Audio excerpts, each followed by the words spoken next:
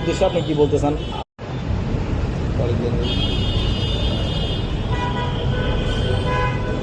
মুরব্বী, আপনার কি অবস্থা? দুরবস্থা। কেন দুরবস্থা? কেন? আপনার কোরবানির গরু নিছেন? কতদিন নিছেন? 1,20,000।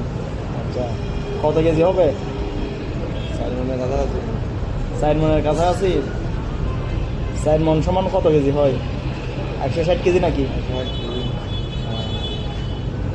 তো আপনার গরু কালার কি কালার? বড় কালার, এই আর কালার। কালো। কালো। কালো কালার নিছেন না?